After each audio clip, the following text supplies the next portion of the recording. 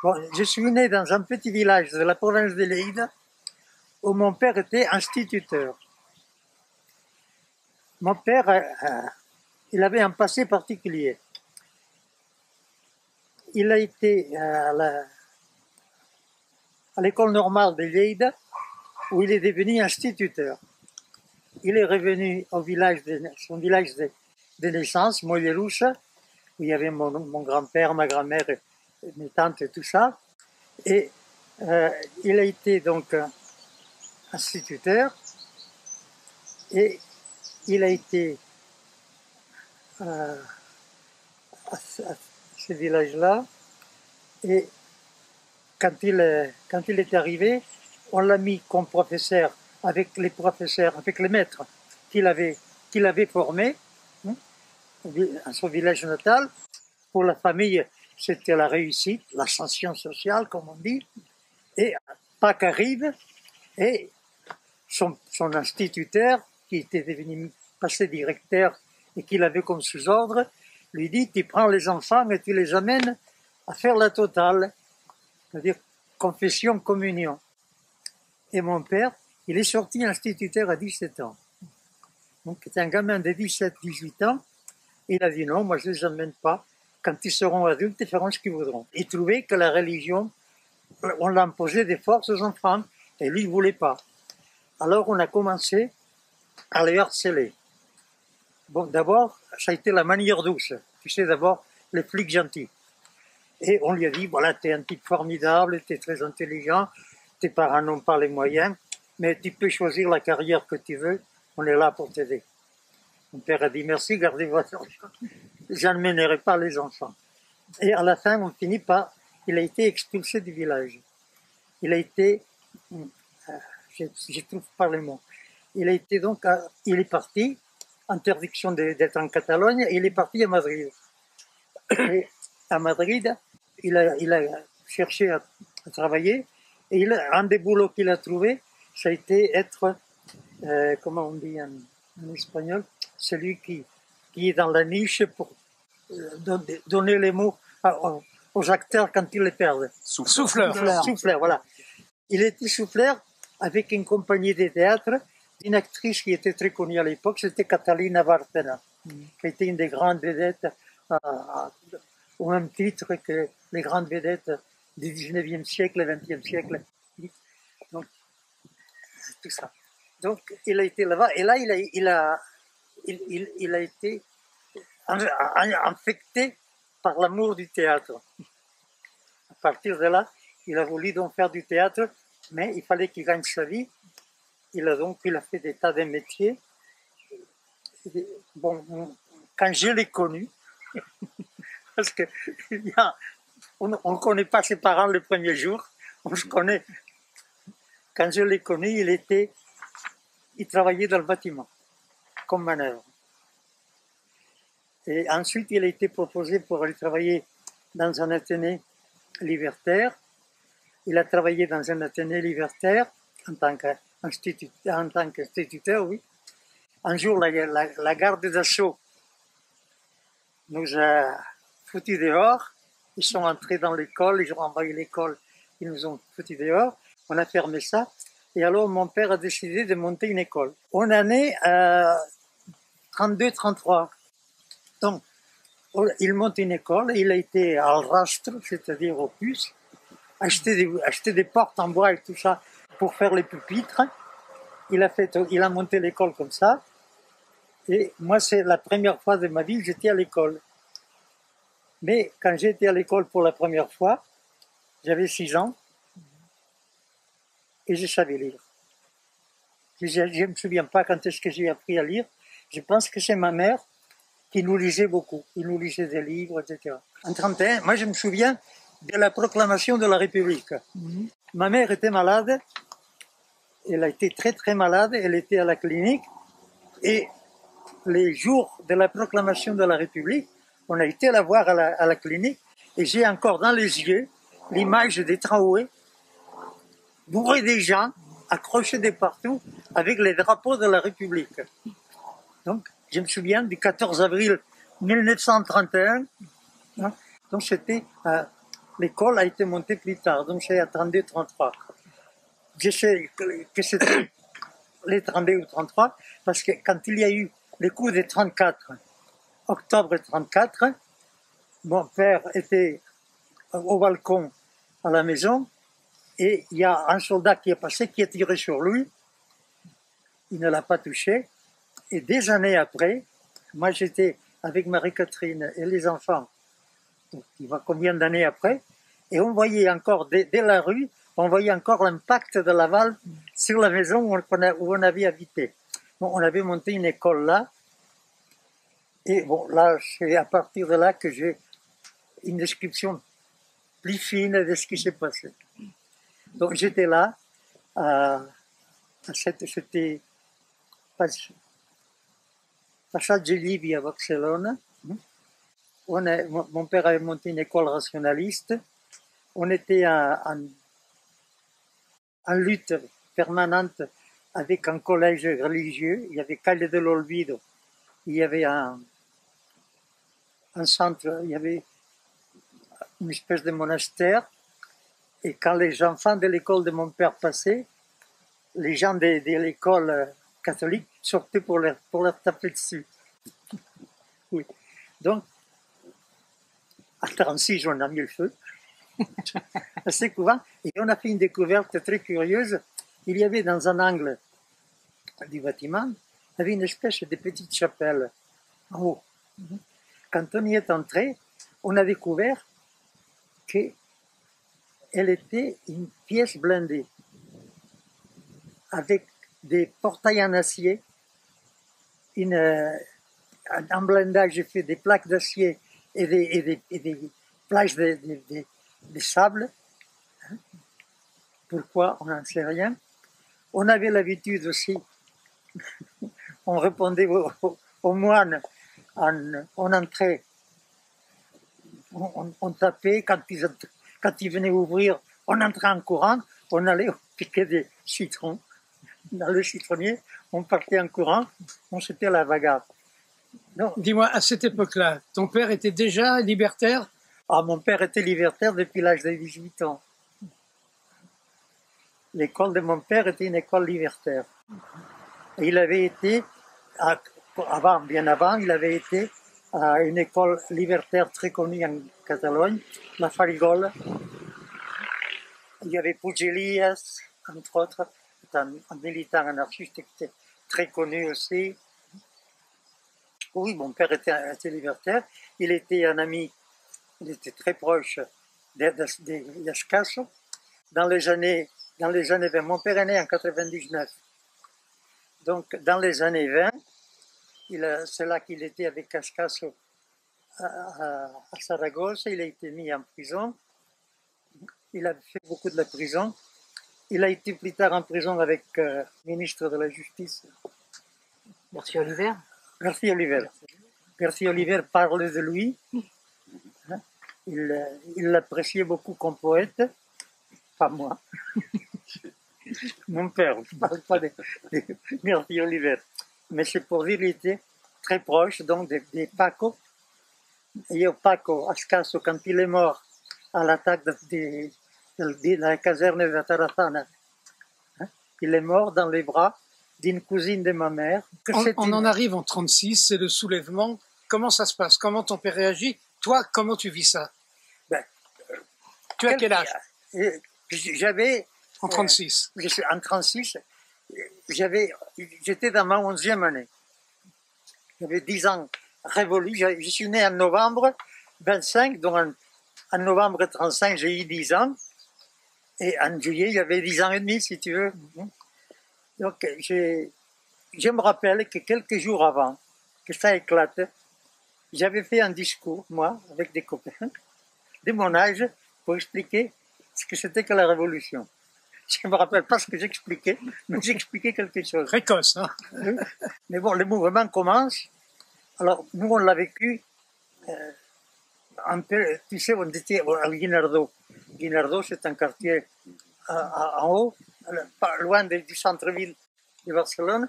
Alors, mon père est parti. Il était en froid avec le mouvement libertaire. pour des appréciations sur l'enseignement. Il y avait eu une discussion à un moment donné. On avait reproché à mon père de ne pas faire des hommes libres. Et mon père avait répondu, on ne fait pas des hommes libres dans une société qui pue l'esclavage. On ne peut faire que des esclaves révoltés ou des esclaves soumis. Moi, je m'efforce de faire des esclaves révoltés. C'est déjà pas mal. Ils n'ont pas apprécié la leçon. Et lui, il a été très content. Mais bon, à ce moment-là, malgré son éloignement, il n'était pas question de se maintenir calomnié. Il est parti, il a été dans différents endroits où il y avait des bagarres. Je ne sais pas ce qu'il a fait, il ne me l'a pas raconté, donc je ne sais pas. Mais bon, on est entré, on a été liés, à partir de là, on a été liés au mouvement révolutionnaire. À très peu de temps après les commencements des événements, après le juillet, mon père a été appelé à aller monter une école dans une collectivité libertaire dans la province de Tarragone, dans un village qui s'appelle Masroig. On y a été, on a été là-bas, et à partir de là, il était là, à un moment, il était instituteur pour la collectivité, et il travaillait avec la collectivité. Et c'est à ce moment-là, le gouvernement de la République a fait toute une série de lois pour intégrer le collectivisme anarchiste dans le cadre de la légalité bourgeoise. Et donc, les paysans, ils ne savaient pas ce qu'ils avaient à faire. Alors, les copains, les militants de Masroig l'ont envoyé je crois que c'est à Tarragone, l'ont envoyé à représenter la collectivité de Masroig. Quand il est arrivé là-bas, bon, alors les copains, les gars qui étaient là, les délégués des autres collectivités et tout, j'ai dit, mais toi, tu sais comment il faut faire? Il a dit, oui, il leur a expliqué. Alors, les copains de Tarragone l'ont pris, ils l'ont dit, tu retournes pas au petit village. Alors, on a été à Valls, pas le Premier ministre. Ça s'écrit pareil, mais ça se dit différemment. Donc, on a été là-bas. Et là, bon, il a pris la direction d'un journal qui s'appelait Action syndicale, libertaire, et il a fait des travaux différents au service des collectivités et tout ça. Et donc on a été à Valls jusqu'à la retraite. On arrive à la retraite. Comment ça se passe pour vous, la retirada? La retirada, ça se passe bien puisqu'on arrive vivant à la frontière. C'est déjà pas mal. Oui. C'était très dur la retirada. On est parti pratiquement à pied des Valls jusqu'à la frontière. Je me rappelle quand je mettais des couvertures, il faisait froid en février. Et c'était fin de janvier, début février. On a été à Barcelone avant le 26 janvier, puisque les fascistes sont arrivés. Donc on a dû partir les 25, ou les 25 au soir, quelque chose comme ça. Bon, les fascistes arrivaient. Et je me souviens, le dernier souvenir que j'ai de Barcelone à cette date-là, c'est la fumée des postes, des grands réservoirs d'essence qui brûlaient, les désordres qu'il y avait, etc. Donc on est parti sur la route à pied et bon, on était mitraillés, on était bombardés, mitraillés, la route. J'ai vu des morts le long de la route et on est arrivé, j'ai la date quelque part, tout au début février, on est arrivé à la frontière. On a passé la frontière et là, bon, il y avait les autorités françaises, la gendarmerie, la garde mobile, et ils nous ont séparés de mon père. Ma mère, mes sœurs et moi, on nous a mis d'un côté, et mon père d'un autre côté. Nous, on nous a amenés dans un train. Quand le train a été plein, on nous a envoyés en Bretagne. On est arrivé à Rennes, et à Rennes, on nous a mis dans un local où il y avait déjà d'autres réfugiés espagnols de quelques jours auparavant. Peu de temps après, on a noué des relations avec mon père, qui était au camp d'Argelès qui venait d'être institué. Donc on est resté dans cet endroit de Rennes jusqu'à la déclaration de guerre. À la déclaration de guerre, on nous a sortis, on était dans une espèce de bâtiment tout neuf, on avait dit que c'était fait pour faire un moulin, je ne sais pas de quoi. Enfin, c'était un grand, on était plus de 2000 réfugiés là-bas. Il y avait des femmes, des enfants et quelques vieillards. Donc, on nous a sortis à la déclaration de guerre, et dans Rennes toujours, on nous a emmenés à un camp qui était fait en dur. C'était des baraques en briques, et on nous a dit que c'était les camps de Verdun, et on nous a dit que les noms venaient du fait que ces camps-là toutes ces baraques avaient été construites pour mettre les prisonniers allemands de la bataille de Verdun. On a été là-bas un jour, on est venu et on a demandé aux femmes, pas à nous les enfants, on a demandé aux femmes et aux quelques hommes qu'il y avait de signer comme quoi ils voulaient retourner en Espagne. Naturellement, la réponse a été non. Et on avait envoyé l'armée pour déloger. Mais bon, il y avait beaucoup dans les soldats qu'on a envoyés pour convaincre les femmes de sortir. Il y avait beaucoup de conscrits, des gens qui venaient d'être mobilisés. C'était des ouvriers, des paysans. Alors, ils n'étaient pas très efficaces. Alors, on a retiré ces gars-là et on nous a envoyé les gardes mobiles. Et là, on a fini par sortir à coup de pied. Là, ça a été une grosse bagarre. Et on nous a sortis des camps de Verdun et on nous a enfermés dans un entrepôt à la gare des Rennes. Et on a passé un certain nombre d'heures là-bas. Après, ils ont mis un train. On nous a mis dans le train et on est parti vers le sud. Et bon, chaque fois, de temps en temps, le train arrêtait et il y avait des gens qui venaient à manger. Ils donnaient du pain avec du pâté, des œufs durs, des choses comme ça. Et il y avait on est arrivé à Bordeaux, et à Bordeaux, ça a été la grande bagarre. Quelqu'un avait dit, paraît-il, un journaliste avait dit, écoutez, quand on était à Rennes, essayez, si vous arrêtez à Bordeaux, de foutre la merde à Bordeaux, parce que sinon vous êtes foutus, vous finirez en Espagne. Donc il y a eu une grosse merde à Bordeaux, et à partir de là, dans toutes les stations, vous savez, il y avait la troupe. Là où les trains s'arrêtaient, la troupe était le long des voies, il n'y avait rien à faire. On est arrivé à Perpignan, et on a passé Perpignan, c'était la nuit. Et tout à coup, les trains s'est arrêté en pleine campagne. Et là, par exemple, je n'ai pu que rapporter les choses dont on m'a parlé, mais dont je ne sais pas ce qu'il y a de vrai ou de faux. Il y avait, paraît-il, un aiguillage au-delà de Perpignan et avant l'Espagne, où les responsables de l'aiguillage, quand il y avait un train de réfugiés qui partait vers l'Espagne, demandaient les papiers de signature. Or, comme dans les notes, il n'y en avait pas, ils ont refusé le passage. Toujours est-il qu'on a été ramené à Perpignan, on est resté plusieurs heures, il y a le préfet des Pyrénées-Orientales, nous a-t-on dit, qui est venu nous dire, ne vous inquiétez pas, on ne vous emmènera pas en Espagne, vous soyez tranquille, on ne nous emmène pas. On nous a fait descendre du train, on nous a monté dans des cars, et là, on nous a amenés au camp de Saint-Cyprien.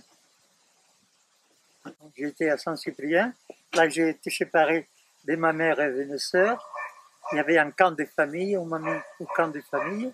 Ma mère et mes sœurs étaient dans le camp des femmes. Il y avait le camp des hommes, le camp des femmes. Et moi, dans le camp des familles, dans une baraque où il n'y avait que des gamins. Plus tard, on nous a sortis de là et on nous a amenés à Argelès. On était à Argelès là où j'étais dans une baraque différente de ma mère et de mes frères, mais dans le même camp.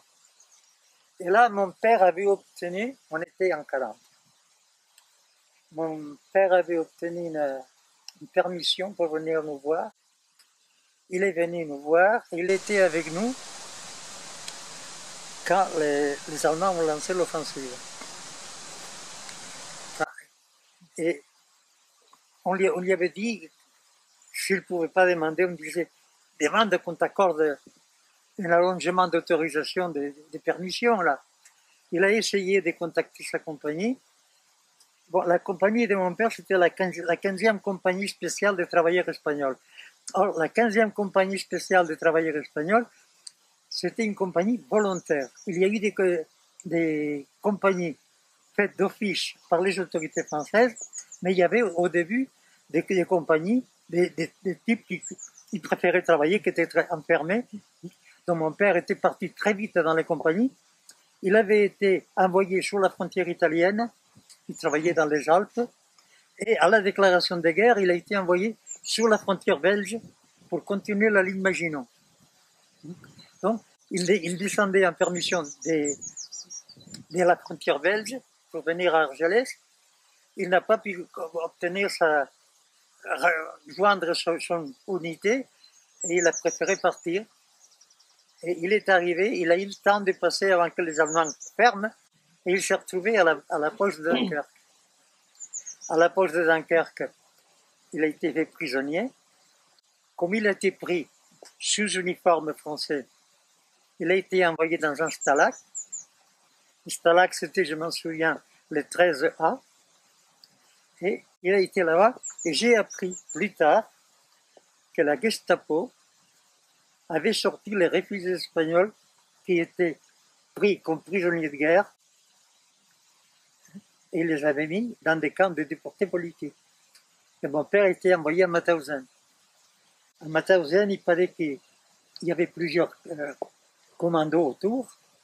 Et mon père a été envoyé, paraît-il, dans un commando qui était une espèce de château où on faisait des expériences. Artheim.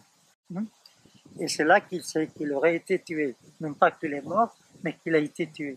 Donc c'est tout ce que je sais de mon père. Et c'est pour ça que ma mère, quand elle s'est sentie en mauvais état de santé, bon, il y a eu plusieurs choses qui s'étaient passées entre-temps. On nous a sortis du camp d'Argelès et on nous a emmenés au camp de Bram. Du camp de Bram, on nous a sortis le 20 novembre 1940. On nous a sortis du camp de Bram. Je me souviens du 20 novembre parce que c'est mon anniversaire. On nous a ramenés à Argelès. C'est le jour de... Franco est mort en 20 novembre. Durruti est mort en 20 novembre. José Antonio a été exécuté en 20 novembre. C'est une date historique. Et chez ma grand-mère, on a tué le cochon en 20 novembre. Donc, il y a eu beaucoup de morts. Donc on nous a renvoyés là-bas. Et quand on est retourné la deuxième fois à Argelès, il y a eu des choses qui se sont passées. Il y avait un camp où il y avait les brigades internationales. Et les brigades internationales avaient monté des ateliers. Ils faisaient des choses qu'ils arrivaient à vendre. Et avec l'argent qu'ils tiraient, ils payaient un supplément alimentaire pour les enfants qui étaient au camp des femmes. Et un jour, ou plutôt une nuit, pendant toute la nuit, on a entendu, venant du camp des internationaux, des chants révolutionnaires. Et les femmes se sont levées, ils ont été jusqu'au barbelé, parce qu'il y avait, entre les camps des femmes et les camps des brigades internationales, il y avait une petite rivière qui se versait dans la Méditerranée, et il y avait les barbelés d'un côté et de l'autre. Et on a appris, par la suite, bon, mais là, les femmes commençaient, ils ont voulu savoir ce qui se passait. Elles ont écrasé les barbelés, ils ont été vers les camps des brigades internationales. On a envoyé la garde mobile et la troupe pour arrêter les femmes. Ça fait une bagarre. Les femmes se sont débrouillées pour que les quelques gamins qui étaient là ont commencé quand même à approcher de l'adolescence. On avait 12-13 ans. Mais elles n'ont pas voulu qu'on s'en mêle. Ils nous ont interdit d'aller sur les champs de bataille. Donc elles se sont battues. Et les brigades internationales on prenait les gars des brigades internationales, on les mettait dans des cars, on voulait les amener en Afrique du Nord pour construire les transsahariens. Et là, bon, les gars, ils étaient contre. Et ils ont retiré les cas, ils ont retiré tout le monde à la fin. Et au bout de quelques jours, on commençait à dissoudre les camps de femmes et envoyer les femmes à droite et à gauche. Et les gars des brigades internationales, moi je parlais avec des amis italiens qui étaient communistes, mais dont on avait eu leurs compagnes avec nous en Bretagne quand on était à Rennes. Donc on connaissait le nom, etc. Ils nous ont dit, voilà, nous on a discuté entre nous, étant donné qu'on qu'on réprime les femmes pour nous avoir soutenus, nous, on ne fait plus de problème, on ne veut pas qu'il y ait des répressions contre les femmes. Quelques jours plus tard, les gendarmes sont passés dans les baraques des femmes pour identifier celles qui avaient été les plus actives. Donc là, c'est le camp de Saint-Cyprien où vous êtes. Après, Argelès. Et après, vous allez où? Bon, donc après la bagarre là en question, la répression envoie les gens dans différents camps, et nous, on a été envoyés au camp des Rivesaltes. Donc on a fêté des événements tout récemment. Oui, on a créé le mémorial. Oui, on a surtout pour les Juifs, pour les Harkis et pour les Espagnols. Oui. Donc, et au camp des Rivesaltes, ma mère s'est sentie très mal. Elle avait demandé conseil à son frère. Son frère aîné il était sorti du camp et il travaillait comme berger dans une ferme dans l'Hérault. Et mon oncle lui a dit, je peux rien faire pour mon fils. Mon cousin s'appelait Liberto Quadrado. Liberto avait été blessé dans la guerre d'Espagne, il avait perdu la vision d'un œil. Mon oncle lui a dit, de toute façon, tu sais, la France ne tardera pas à être occupée par les Allemands. Alors tu sais, on sera sous les nazis ou sous les fascistes pareils. Peut-être, si tu as peur de mourir et d'abandonner les enfants, en Espagne, ils seront avec notre famille. Il y a nos sœurs, il y a les parents de mon père. Je ne sais pas à quoi te conseiller. Alors donc, on a décidé de retourner en Espagne avec l'opposition de ma soeur cadette qu'elle ne voulait pas. Elle a toujours dit, moi je n'étais pas d'accord, c'est pas moi qui ai voulu ça. Bon, en tout cas, on a été très bien reçus par Franco. On a fait l'appel et on nous a dit, au lieu de répondre présent, vous direz arrive à Espagne. C'était pour qu'on comprenne et qu'on changeait des panoramas et des drapeaux. Donc ça s'est passé comme ça et on nous a passé dans des bâtiments de la phalange. On nous a donné à bouffer, des choses comme ça. Je suis arrivé à Barcelone avec ma sœur et ma mère et là, ma mère a été retenue et nous, mes sœurs et moi, on a été recueillis par les sœurs de ma mère qui étaient à Barcelone. Donc, pour moi, c'était la sortie des camps de concentration. Donc, je suis sorti en juin 1941 des camps de concentration. Chez un ami qui était notre voisin à Barcelone à l'époque, au moment de la déclaration du déclenchement des événements, c'était un voisin qui était un artiste, c'était un type qui travaillait le métal, qui était un nationaliste catalan, et il avait monté une exposition de ses œuvres au Casal Catalan, à Barcelone, et quelques jours avant l'explosion des événements. Nous les gamins, on jouait ensemble dans la rue et tout ça, mais nos parents et ces messieurs-là et sa femme connaissaient très bien ma famille jusqu'en février 1936. Et en février 1936, comme tout le monde a voté le Front populaire, là, il s'est établi des relations, etc. Donc, il a gardé une relation amicale avec ces personnes. Lui, les maris étaient partis dans une colonne catalane, enfin que c'était la colonne Francisque Macià, je crois, qui était le premier président du gouvernement catalan.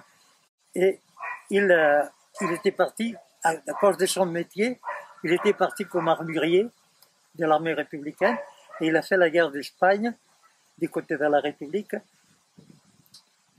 Comme armurier, il a été fait prisonnier à Valence, il a été amené dans un camp. Donc, pendant que nous, on était dans des camps en France, lui, il a fait de l'emprisonnement. Enfin, comme ce n'était quand même pas, c'était quand même un bon bourgeois, hein, démocrate, mais bourgeois quand même, ils n'ont pas été trop méchants avec lui. N'empêche qu'il a quand même eu des moments difficiles. Et il s'est proposé pour m'apprendre, parce que j'étais trop vieux pour... Quand j'ai commencé à apprendre le métier d'orfèvre, j'avais 17 ans. Alors qu'on commençait le métier normalement à 6 ans. J'étais un vieux. Mais il m'a pris et j'ai fait mes premières armes chez lui. Et j'étais chez lui jusqu'au débarquement de Normandie. Parce qu'au débarquement de Normandie, on a eu une discussion politique. On s'est fâché, il m'a mis à la porte. Mais entre-temps, il s'est passé d'autres événements. D'abord, j'avais été à l'école du travail à Barcelone. L'école du travail est une école des beaux-arts pour les métiers. Moi, j'avais été pour apprendre la ciselure et le repoussage. Et j'avais fréquenté un garçon qui s'appelait Torres, comme moi, mais qui était communiste. On avait sympathisé et j'ai participé avec lui à des actes qui ont eu lieu à l'école. On diffusait de la propagande antifranquiste. On avait participé à des cailloutages des tramways, des choses comme ça. Mais un jour, j'ai rencontré dans la rue quelqu'un, un copain anarchiste que j'avais connu à Bram. Bon, on s'est embrassé, etc. On a parlé. Et là, j'ai appris qu'il était là clandestinement. Et c'est là que j'ai renoué avec le mouvement libertaire. Cette fois-ci, je n'étais plus le fils de mon père, j'étais moi. Et à partir de là, toute ma famille s'est trouvée investie dans le mouvement. Donc, ça se passe entre 41 et 47. Il y a eu différentes périodes, différentes. Et à la fin, j'ai été amené à venir en France, en courant. J'ai passé la frontière clandestinement au Pays Basque. Et c'est très curieux parce que en passant la frontière, j'ai croisé un militant anarchiste qui venait d'être nommé secrétaire général du mouvement libertaire, qui s'appelait José Peyratz. Il y avait mon cousin Liberto, qui était venu clandestinement en Espagne. Il repartait à ce moment-là en France. Donc on est arrivé en France. Donc on a passé la frontière. Et donc je suis en France depuis juin 1947. Pour la deuxième fois. Et bon, après, j'ai été d'abord à Béziers. De Béziers, j'ai été à Toulouse. De Toulouse, j'étais à Paris. Donc, j'ai eu des aventures à cause du travail, et la carte de travail et tout ça. Des aventures par engagement militant. Je suis descendu un certain nombre de fois clandestinement en Espagne, etc. Et ça jusqu'à la mort de Franco. Mais à part ça, t'es pas allé jouer au domino en Espagne. Raconte-moi, qu'est-ce que tu allais faire en Espagne? Plusieurs choses. On a fait un voyage, il venait d'y avoir, la première fois où je suis descendu, il venait d'y avoir énormément d'arrestations des militants anarchistes à Saragosse et à Madrid. Alors le mouvement libertaire avait détaché un camarade qui était un compagnon qui était d'origine galicienne, pour qu'il se charge de contacter des avocats et des gens comme ça pour s'occuper des détenus. Et on devait essayer de rétablir les contacts à Barcelone, où on pouvait, avec les militants. C'était très difficile. Donc on n'a pas, à Barcelone, c'était facile, j'avais ma famille, mais à Saragosse, ça a été un peu plus risqué, mais on a réussi à établir les contacts et on a été à Madrid. Ses copains, avec qui j'étais à l'époque, lui il était responsable, moi j'étais son adjoint, on a été donc à la suite de ces voyages à Madrid, on a été chercher de l'argent. On y a été, comme on n'avait pas de compte en banque, on s'est pourvu des mitraillettes. Mais c'était aussi facile. Et puis il n'y avait rien à signer. On a fait plusieurs fois ça, j'ai fait ça avec, chaque fois avec un frère ou un autre. J'ai beaucoup fait avec, j'en ai pas fait des tas, hein, avec quelques-uns, avec Kiko, son frère et d'autres copains. Ensuite, il y avait la distribution de Ruta, qui était le journal de jeunesse libertaire, qui était publié clandestinement, et des choses de propagande. J'ai fait plusieurs passages à la frontière espagnole en France, parce qu'on avait le mouvement libertaire avait monté un truc du côté de Puigcerdà, où on était d'accord avec la police armada, qui gardait la frontière, on leur donnait du fric et ils nous laissaient passer. Parce qu'ils croyaient qu'on faisait du trafic. Ben, on en faisait, mais pas celui qui ils ne rapportaient pas. Ils coûtaient, ils ne rapportaient pas. Mais bon, donc j'ai fait ça pendant un certain temps. Et 51, on a quitté Barcelone pour la dernière fois. Il y a eu une période très très dure. Il y a eu des copains tués. Et c'était donc on a fait un repli général vers la France. Et je devais venir avec Liberto Sarrao et Joaquín Dorado. On devait venir ensemble. Et on avait décidé qu'on voyagerait tous séparément. Pour que s'il y en avait un qui tombait. Or, il y avait un autre copain qui s'appelait Floréal. Donc, ils ont été ensemble et ces copains-là, Floréal, il était responsable d'une petite entreprise. Il n'était pas le patron. Alors, Liberto l'a convaincu de partir avec la caisse. Donc, il est parti avec la caisse et le patron a porté plainte. Il a porté plainte contre Floréal. Et Liberto, Floréal et Joaquín voyageaient ensemble. Moi, je voyageais dans le même train, mais séparément comme on avait prévu. Et c'était moi qui avait un contact avec un copain qui devait nous faire passer. Un ami qui habitait Vic, qui était un garçon qui avait travaillé pour l'intelligence service pendant la guerre. Il passait c'était un montagnard. Il avait passé des pilotes et des gens qui quittaient la France pour rejoindre la France libre et tout ça. Donc quelqu'un qui connaissait très bien la frontière.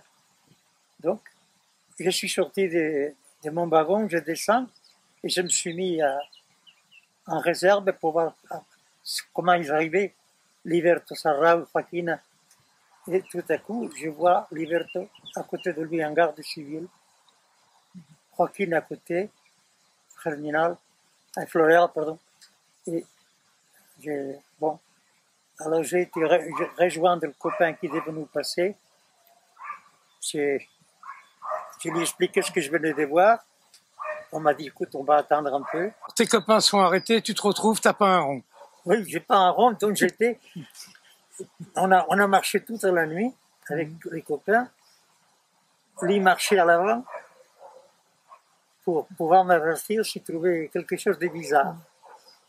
Et au petit matin, on arrive à un endroit très haut et il me dit, tu vois cette plaine devant toi, puis ça fait 800 mètres. Et là, on est à découvert. Les jours se lèvent et les gardes civils tirent très bien parce que lui, il avait eu son manteau percé À l'époque, il travaillait avec les pilotes qui passaient la frontière. Alors, donc j'ai fait ces 800 mètres avec les fesses serrées et aussi vite que possible. Aujourd'hui, je ne pourrais pas. Mais à l'époque, j'étais jeune. Donc, j'ai passé la frontière comme ça, dans ces conditions. Et quand je suis arrivé à la limite de ça, on avait monté jusque-là, il fallait descendre. Et là, j'ai découvert que monter en montagne, c'est dur. Mais quand tu as marché pendant plusieurs heures à monter, descendre, c'est l'horreur. Alors, il a fallu que je m'asseye sur les épines des sapins et que je me glisse sur mes fesses pour descendre parce qu'avec les pieds, je ne pouvais pas. Je suis arrivé à un petit cours d'eau, je me suis déchaussé, j'ai mis les pieds dans l'eau, je suis resté un bon moment, j'ai séché mes pieds comme je puis, j'ai remis les chaussettes et les chaussures, et là, j'ai marché jusqu'à la gare du Gourmada. Alors, dis-moi, comment ça se passait quand vous alliez de l'autre côté pour l'argent, pour les armes, comment vous faisiez? Quand on descendait en mission par le mouvement libertaire, on avait un pistolet, un nombre de cartouches, ça devait être 100 cartouches, quelque chose comme ça. Et l'argent, je ne me souviens pas, c'était pas une fortune, c'était de quoi tenir quelques jours. Et dans des conditions très très difficiles. Le mouvement libertaire n'était pas riche. Donc c'est pour ça qu'on était vite obligé d'ouvrir notre propre compte comme on pouvait. Donc, mais c'était important ça, il fallait le faire parce qu'il fallait de l'argent pour les avocats. Mais il y avait par exemple, il y avait quelqu'un qui nous avait trouvé un lieu où dormir. C'est un lieu où on était tout à fait à l'aise, on ne risque rien, on était sûr que la police n'irait pas. C'était une maison de passe de la Compagnie de Jésus. Alors là, on allait, mais une maison de passe, mais il n'y avait pas de pute. Hein, c'était la maison, on y allait avec la femme ou tout seul. Moi, je n'y allais pas tout seul, j'y allais avec mon 935, mon 9 long, mais bon, mais là, il fallait du fric. Donc, l'argent jouait un rôle, il fallait en avoir. Il fallait en avoir, et on ne pouvait le demander qu'à l'État. Bon, les particuliers n'en avaient pas non plus, on ne pouvait pas leur demander. Donc, pour aller là où il y en avait, c'est-à-dire à la banque.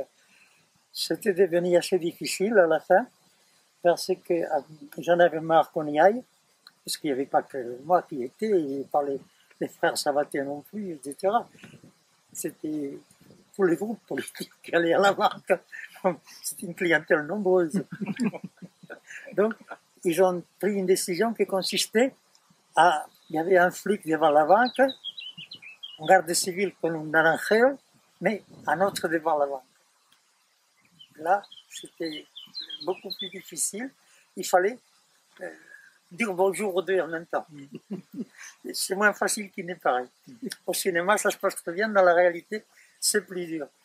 Mais enfin, ça se passait. Je dirais que ça, c'était le petit côté de la chose. Ce qu'il y avait de plus difficile, c'était d'entrer en contact avec les gens, entrer en contact avec les militants. Ça, c'était le plus difficile, parce qu'il y avait des questions de langage, il y avait la peur, d'énormes difficultés. Je me souviens, il y avait un médecin, qui était un médecin très connu à l'époque, un spécialiste des maladies du ventre, qui avait été arrêté plusieurs fois par la police, parce qu'il savait que j'étais un bien militant libertaire, et il avait fait une description de la situation. Il disait, il y a beaucoup de dangers dans la clandestinité. Le pire de tous les dangers, c'est les militants qui ne dénoncent pas, mais qui racontent. En toute bonne foi. je me rappelais de quelque chose que disait Bakounine. Bakounine disait, la classe ouvrière a deux ennemis très dangereux.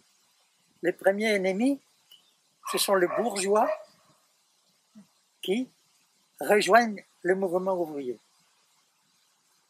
Ils rejoignent le mouvement ouvrier, mais en tant que capitaine, pas en tant que soldat.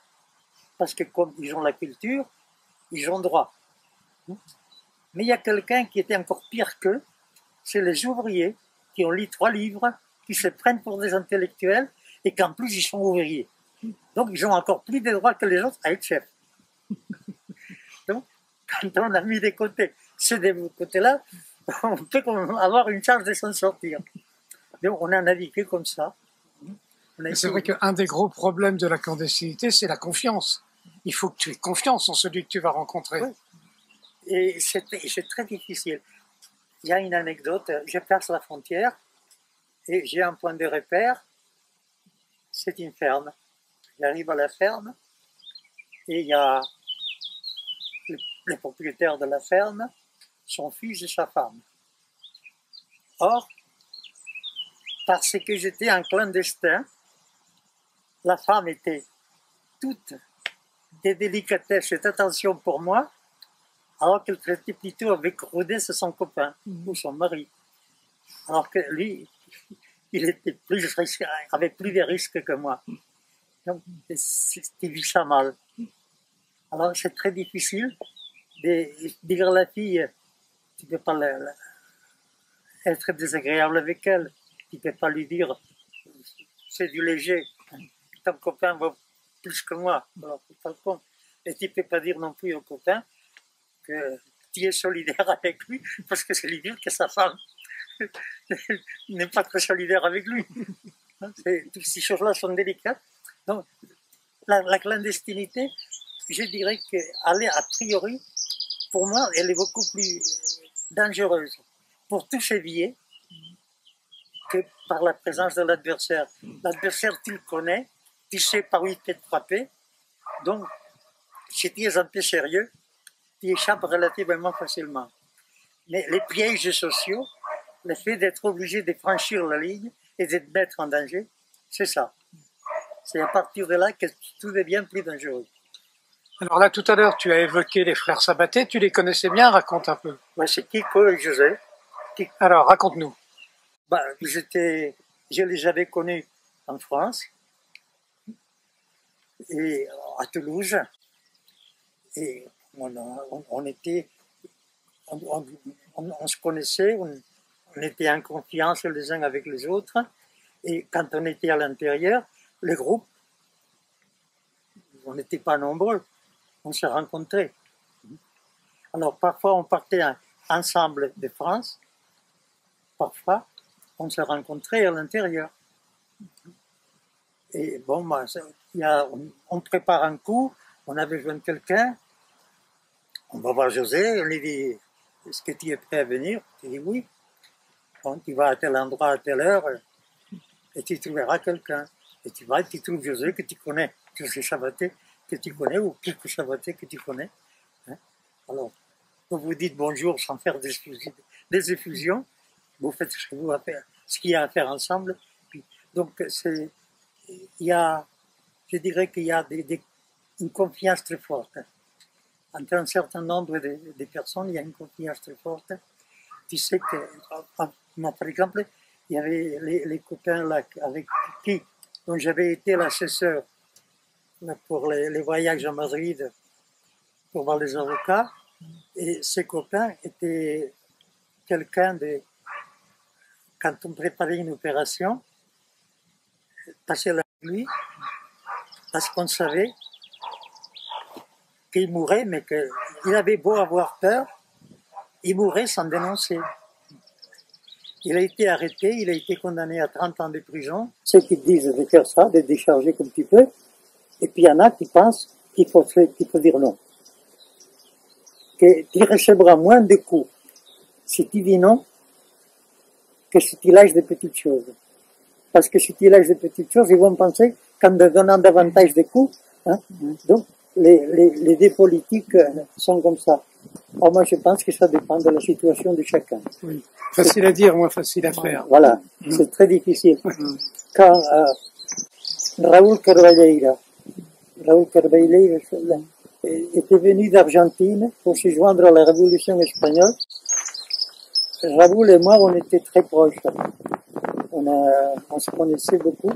Et une des grandes obsessions de Raoul, c'était la peur de parler si un jour on l'arrêtait. Il a été tué au parc de Montjuïc à Barcelone. Hein? Et Quintela criait, il lui disait « Raoul, ne te fais pas tuer, c'est inutile. » Mais Raoul s'est fait tuer. Parce qu'il avait envisagé de se couper la langue avec ses dents. Ça a dû être très très dur. Raoul était un type extraordinaire, de gentillesse, de bonté, très intelligent, très tenace. Il avait, pendant l'occupation, parce qu'il avait froid, il s'était introduit dans une caserne d'Allemagne pour piquer un anorak. Et il était sorti avec. Donc, c'était pas un faible. Mais, moi, il avait les cheveux roux. Il était, c'est difficile d'expliquer.